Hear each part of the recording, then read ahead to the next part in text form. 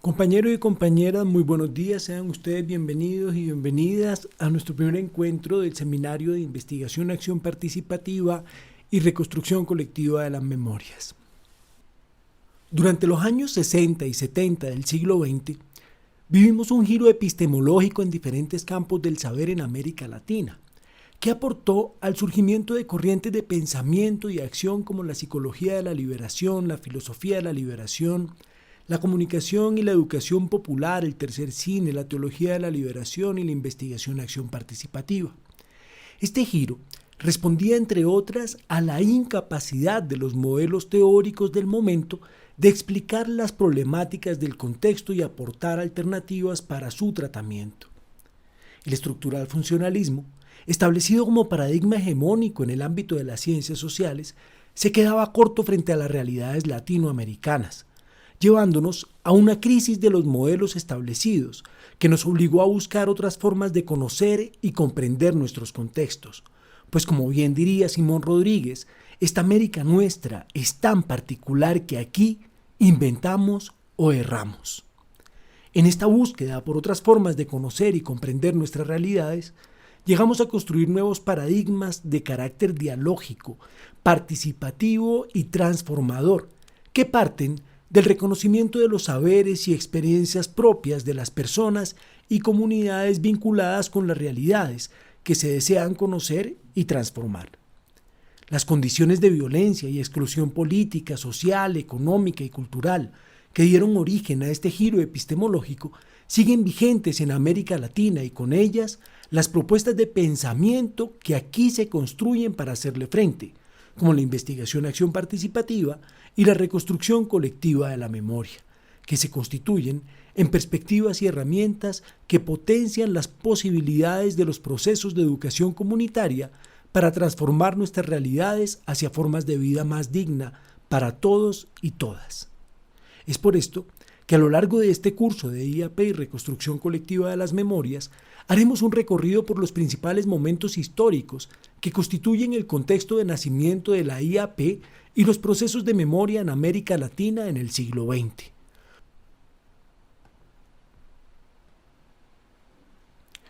Conoceremos sus principios epistemológicos y metodológicos, sus relaciones con la acción colectiva, con el cuerpo y el cuidado.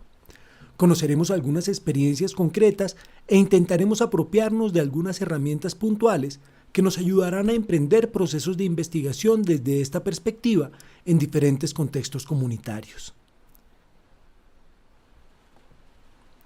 En este primer encuentro, comenzaremos por hacer un breve recorrido por algunos de los principales momentos que marcaron nuestra historia durante las primeras 6 décadas del siglo XX y que nos llevaron a este giro radical en nuestras formas de asumir los procesos de construcción de conocimiento y su papel en la transformación de nuestras formas de vida. De acuerdo con Germán Mariño, la investigación participativa surge en la década de 1970 y obtiene su partida de nacimiento en el Simposio Mundial de Cartagena realizado en 1977. Veamos un poco qué venía pasando para que la historia pariera no solo a la IAP, sino a toda una serie de corrientes de pensamiento y acción que propenden por el fortalecimiento de los procesos de transformación social, política, económica y cultural hacia formas de vida más digna, o como se diría en Abya Yala, por el buen vivir de nuestros pueblos. En el ámbito académico, al interior de las ciencias sociales, había un paradigma hegemónico que era conocido como el estructural funcionalismo. Un enfoque que intentaba aplicar las formas y leyes propias de las ciencias naturales a la comprensión de los fenómenos sociales. Es un enfoque que entiende las sociedades como sistemas, de manera análoga a los sistemas orgánicos. Un sistema viene siendo un conjunto de partes interrelacionadas entre sí, cada una con una función particular, orientadas a alcanzar un objetivo común. El sistema respiratorio, por ejemplo, es un conjunto de órganos que intervienen en la respiración, cuya función principal es captar oxígeno y eliminar dióxido de carbono de nuestros cuerpos. De este sistema hacen parte, entre otras, los pulmones, la tráquea, la faringe, los bronquios y la nariz. De la misma forma, el estructural funcionalismo comprende la sociedad como un gran sistema, con una serie de subsistemas, como el social, el cultural, el del organismo y el de la personalidad. Cada uno de ellos conformados por un conjunto de partes que cumplen funciones o tareas específicas para el buen funcionamiento de la sociedad. En caso de que alguna de estas partes no cumpla con su función, se considera como una desviación social, y esta idea permite interpretar los conflictos sociales como resultado de una falta de alguna de las partes en una tarea que le ha sido previamente asignada como parte del lugar que ocupa en el sistema. Como plantearía el barranquillero Orlando Falsborda en su obra El problema de cómo investigar la realidad para transformarla por la praxis, se insistía en que la sociología podría ser positiva, pautada al estilo de las ciencias exactas, en la que se debían cumplir las reglas generales del método científico de investigación. Se creía que el mismo concepto de causalidad podría aplicarse así en las ciencias naturales como en las sociales, es decir, que había causas reales análogas tanto en una como en otras, y que en estas podían descubrirse de maneras independientes por observadores idóneos, aún de manera experimental o controlada. Pero el estudio más profundo e interdependiente de los problemas económicos y sociales dejaba traslucir una red de causas y efectos explicables a través del análisis estructurales que se salían de pautas mecanicistas y organicistas acostumbradas. No podían aplicarse ahí los mismos principios causales de las ciencias naturales, evidentemente, porque la materia prima que se manejaba pertenece a una categoría ontológica distinta que tiene cualidades propias, como en lo social, el antecedente inmediato de la acción es volitivo. La acción no va determinada en sentido único, sino que tiene una determinación múltiple dentro del proceso o marco en el cual adquiere sentido. Hasta aquí las palabras exactas de Fals en su obra El problema de cómo investigar la realidad para transformarla por la praxis. Todo esto quiere decir entonces que los seres humanos, a diferencia de los demás seres vivos, somos indeterminables, pues contamos con una voluntad que nos permite tomar decisiones más allá de los condicionamientos biológicos que tengamos. Como bien lo diría Freire en su momento en La pedagogía del oprimido, los seres humanos tenemos una condición particular que nos diferencia de los demás seres vivos, y es que nosotros estamos inacabados. El perro, el gato, la jirafa y todos los demás animales también lo están, pero a diferencia de ellos, nosotros tenemos conciencia de ese estar inacabados, y por eso permanentemente intentamos ser más. Eso, dice Freire, es humanizarnos, y cuando se nos impide ser más, se nos está oprimiendo.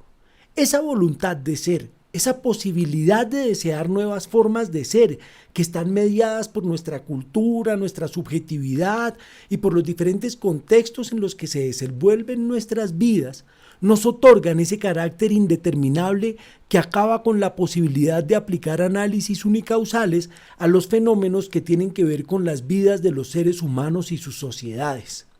La voluntad, por así decirlo, acaba con la posibilidad del positivismo en las ciencias sociales. Se pueden aplicar leyes naturales, leyes generales, digamos, al estudio del comportamiento de los animales, partiendo de un planteamiento previo, digamos, y es que ellos no tienen voluntad. Van a seguir, digamos, replicando unas formas de ser año tras año, porque esto es lo que dice su condicionamiento genético. En el caso de los seres humanos no. Tenemos, entre otras, capacidad de cultura, de llenar de sentido el mundo y así a nuestras acciones. Esto nos hace indeterminables. Falsborda en su momento entra en crisis con este modelo de lo que es el estructural funcionalismo, pero después de aplicarlo en el análisis de la violencia en Colombia, en un libro que lleva precisamente este título, La violencia en Colombia, realizado por él en equipo con Monseñor Germán Guzmán Campos y el abogado Eduardo Umaña Luna. Este libro fue publicado en 1962 en pleno Frente Nacional, y en él intentan caracterizar las formas y causas de la violencia que venía viviendo nuestro país desde los años 30 y que llegaba a su momento más álgido el 9 de abril de 1948, con el asesinato del líder político Jorge Eliezer Gaitán y la consecuente revuelta popular que se ha conocido como el Bogotazo. En el capítulo 13 del primer tomo de esta obra, que lleva por título El conflicto, la violencia y la estructura social colombiana, Falsborda plantea los principales elementos conceptuales y metodológicos del enfoque del estructural funcionalismo y los aplica con mucho detalle al análisis de nuestras realidades. Tal vez sería hasta la última vez que Fals aplicaría este método, pues desde entonces se da cuenta que estos lentes le quedan cortos para comprender una realidad tan compleja como la nuestra. Esta crisis del paradigma establecido dio cabida a un marxismo que posteriormente tuvo que ser repensado, pues aquí la contradicción entre burgueses y proletarios no permitía leer en su complejidad real un contexto en el que solo el 20% de la población tenía patrón y salario. El resto eran campesinos, campesinas, colonos, rebuscadores que no cabían en ninguna de esas categorías, lo que nos llevó a lo que Chakrabarty, uno de los fundadores de los estudios subalternos, llamaría provincializar a Europa, y en especial sus corrientes críticas de pensamiento. Dicho en sus palabras, abro comillas, las denominadas ideas universales que los pensadores europeos produjeron durante el periodo que va desde el Renacimiento hasta la Ilustración y que desde entonces han influenciado los proyectos de modernidad y modernización en todo el mundo, nunca pueden ser conceptos completamente universales y puros.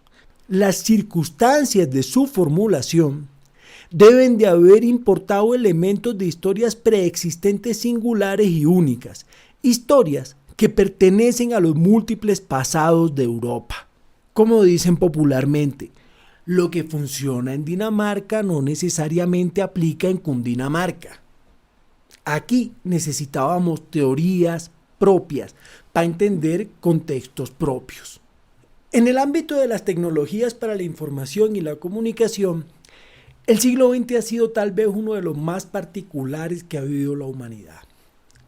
A este siglo, las sociedades modernas llegamos con dos objetos que cambiarían radicalmente nuestra forma de vivir y comprender lo que sucede en el mundo: la grabadora de sonido y la cámara fotográfica.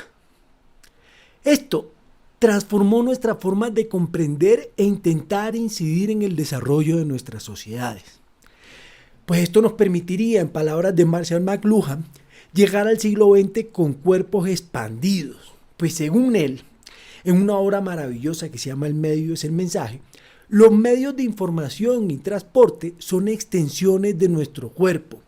Las cámaras de fotografía y de televisión constituirían entonces prolongaciones de nuestros ojos, los vehículos de nuestras piernas, la radio de nuestros oídos. Al finalizar el siglo XIX, los seres humanos podíamos ver y escuchar lo que antes nos era imposible. Saber de una guerra, por ejemplo, solo nos era posible por medio de los relatos de quienes hubieran participado en ellas. Y obviamente sus versiones estarían mediadas por sus preceptos morales y por sus necesidades subjetivas de encubrir sus propios actos. Es decir, nadie iba a llegar diciendo que cometieron 1000 actos atroces y que se habían comportado como unos bárbaros.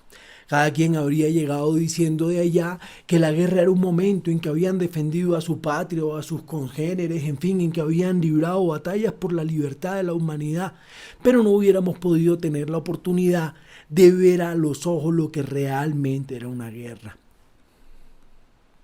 Pero de la Primera Guerra Mundial, un momento que abre la puerta al siglo XX con más de 30 millones de muertos, no nos tuvieron que contar.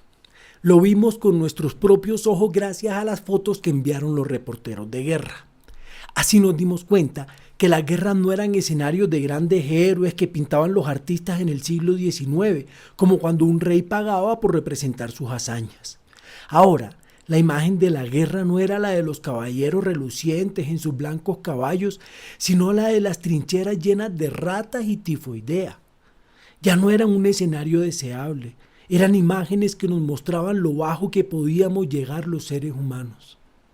De la Segunda Guerra Mundial Nos llegaron boletines en video que se podían ver en los cines y nos mostraron incluso lo que el ejército estadounidense llamó guerra con muerto cero, es decir, una bomba que permitía matar a miles de personas del país enemigo sin tener un solo muerto del ejército propio. Fue así como arrasaron a más de 80.000 personas en Hiroshima y Nagasaki sin que muriera ni siquiera el piloto que lanzaba la bomba. Vimos en televisión a la gente muriendo por el napalm en Vietnam. Y después de toda esta muerte y toda esta violencia televisada, veíamos en los años 60 un hombre caminando en la luna. Neil Armstrong se llamaba él. Millones de dólares, academias completas al servicio de un gran avance. Una nave que nos permitiera ir a la luna y poner una bandera. Un viaje que no prometió ni siquiera la búsqueda de la cura de algún mal que nos aquejara. Era solo un intento por ganar a otra potencia una carrera por ser los primeros en salir al espacio.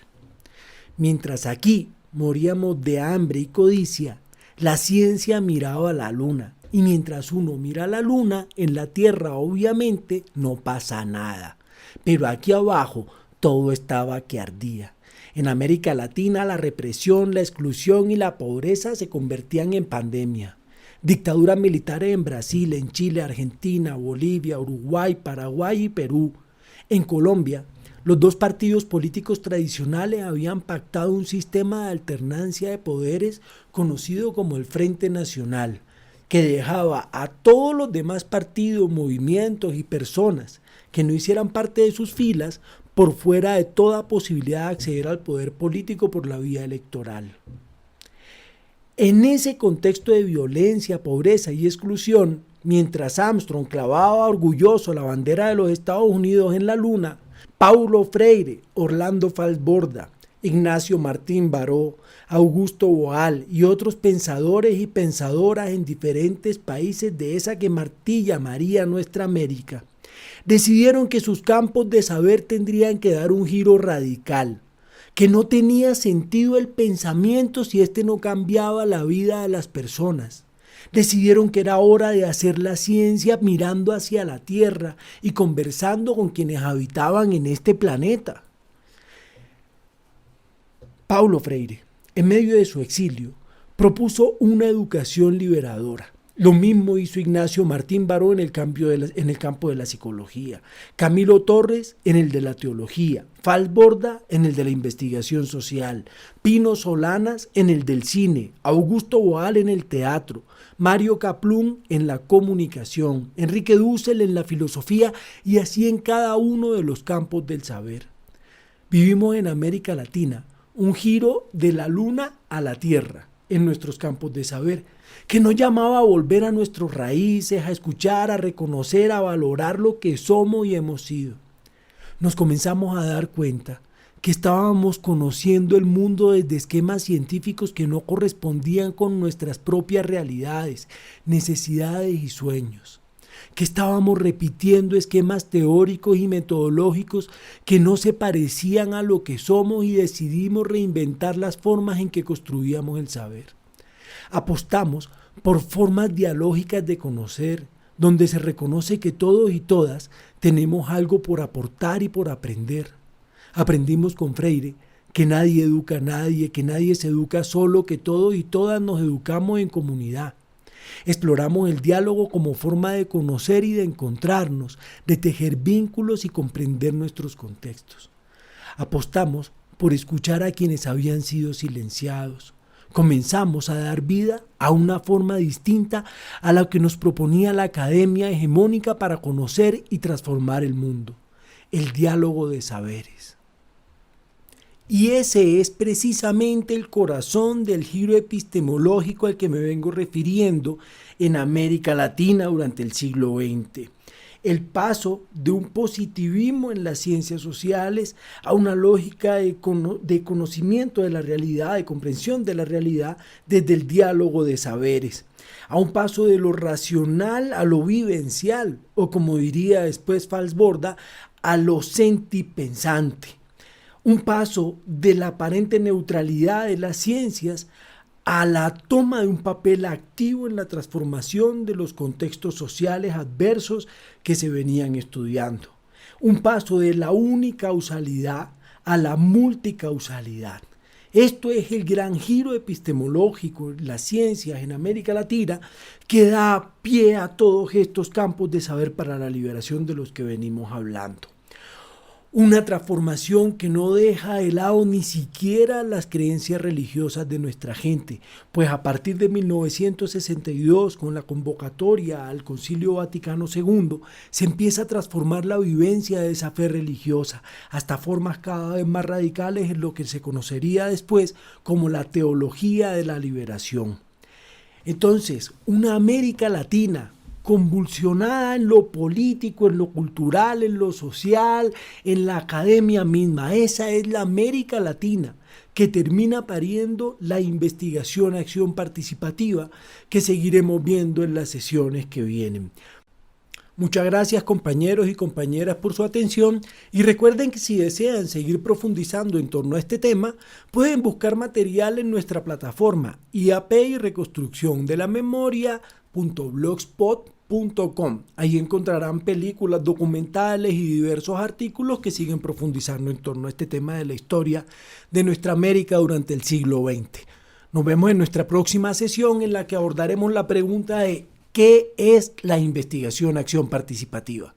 Muchas gracias compañeros y compañeras y que tengan una muy buena semana. Hasta pronto.